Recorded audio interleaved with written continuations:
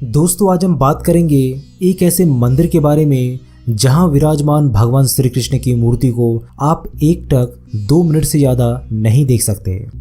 अगर आप देखेंगे तो आपके साथ कुछ ऐसा होगा जिसका अंदाज़ा भी आप नहीं लगा सकते।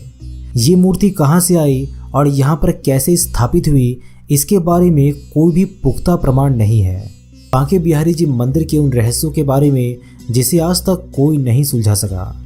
दोस्तों इस वीडियो को पूरा देखिएगा ताकि आपको पूरी बात का पता चल सके। तो चलिए इस वीडियो की शुरुआत कर लेते हैं। मथुरा से करीबन 10 किलोमीटर की दूरी पर वृंदावन है। वृंदावन भगवान श्री कृष्ण की क्रीड़ा स्थली है। यहीं की कुंज गलियों में भगवान श्री कृष्ण ने तमाम लीलाएं की है। इसी वृंदावन में राधा और कृष्ण का बांके बिहारी जी का मंदिर बना हुआ है। इस मंदिर का देश में ही नहीं बल्कि विदेशों में भी काफ़ी मान्यता है। दूर दूर से भक्त यहाँ पर आकर बांके बिहारी जी के दर्शन करके उनका आशीर्वाद लेते हैं। तो चलिए बात करते हैं इस मंदिर से जुड़े उन बातों को जिसे आप शायद ही जानते होंगे। बांके बिहारी मंदिर की स्थापना स्वामी हरिदास जी ने की थी। स्वामी हरिदास जी प्राचीन काल के मशहूर गायक तानसेन के गुरु थे। स्वामी हरिदास जी भगवान श्री कृष्ण के अनन्य भक्त थे। वे निधि वन में तमाम भजन आदि गाकर श्री कृष्ण की भक्ति किया करते थे। दोस्तों आपको सुनकर यह आश्चर्य होगा कि स्वयं राधा कृष्ण उन्हें दर्शन दिया करते थे। एक दिन वृंदावन के लोगों ने स्वामी हरिदास जी से कहा कि वे भी राधा कृष्ण के दर्शन करना चाहते हैं। तब हरिदास जी ने राधा कृष्ण की आराधना करके लोगों की बात उनसे कही। ध्यान व पूजन के बाद जब उन्होंने आंखें खोली तो इस मूर्ति को अपने समक्ष पाया था। श्री कृष्ण जी ने हरिदास जी से कहा कि हम दोनों आपके साथ ही रहेंगे। तब हरिदास जी ने बोला कि हे प्रभु, मैं तो संत हूँ, आपको लंगोट पहना दूंगा, लेकिन माता को नित्य आभूषण कहाँ से ला कर दूंगा। भक्त की बात सुनकर श्री कृष्ण मुस्कुराए और राधा कृष्ण की युगल जोड़ी एकाकार हो गए और एक विग्रह के रूप में वहाँ फिर से प्रकट हुए। हरिदास जी ने इस विग्रह को बांके बिहारी जी का नाम दिया।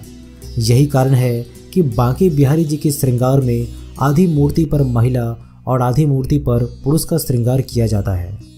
मूर्ति प्राप्त करने के बाद स्वामी हरिदास जी ने शुरुआत में तो बांके बिहारी जी के निधि वन में ही सेवा की। फिर जब मंदिर का निर्माण कार्य संपन्न हुआ तब उनको मंदिर में आम जनता के दर्शन के लिए स्थापित किया गया। दोस्तों आपको जानकर ये हैरानी होगी कि सिर्फ बांके बिहारी जी की मूर्ति के आगे हर 2 मिनट के अंतराल पर पर्दा लगाया जाता है। इसके पीछे मान्यता है कि बांके बिहारी जी लाल बहुत नटखट है। कोई सच्चे दिल से अगर उनसे नज़रें मिला लेता है तो वे उनके साथ ही चले जाते हैं। बांके बिहारी जी सिर्फ प्रेम के भूखे हैं। वही मान्यता है कि वे भक्त की भक्ति से वशीभूत हो जाते हैं। इसीलिए इस मंदिर में आकर आंखें बंद करके पूजा नहीं की जाती, बल्कि बांके बिहारी जी की आंखों में आंखें डालकर उन्हें निहारा जाता है।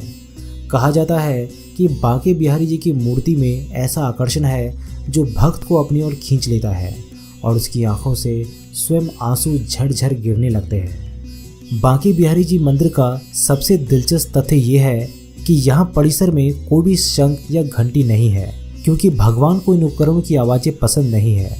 यहाँ भगवान का दिव्य आवाहन राधा नाम के शांतिपूर्ण मंत्रों के साथ किया जाता है।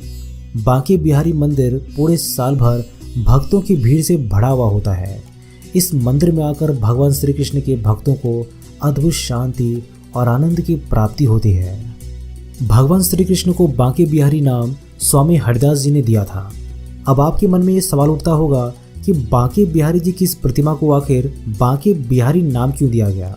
भगवान श्री कृष्ण की हर मुद्रा को बांके बिहारी जी नहीं कहा जाता, बल्कि 3 कोण पर झुकी वाली मुद्रा वाले श्री कृष्ण को बांके बिहारी के नाम से पुकारा जाता है। 3 कोण यानी होठों पर बांसुरी लगाए, कदम के वृक्ष पर कमर टिकाए और एक पैर में दूसरे को फंसाई हुई मुद्रा में श्री कृष्ण को बांके बिहारी जी कहा जाता है। यानी कि श्री कृष्ण जी 3 कोणों पर झुके हुए होते हैं। दोस्तों अगर आप भी कृष्ण भक्त हैं तो इस मंदिर का दर्शन अपने जीवन काल में एक बार ज़रूर कीजिएगा। यहाँ तक कैसे पहुँचे और कहाँ ठहरे और यहाँ देखने लायक और कौन सी जगह है, इससे जुड़ी तमाम जानकारियाँ हमने आपके लिए इस वीडियो के डिस्क्रिप्शन बॉक्स में मेंशन कर दी है।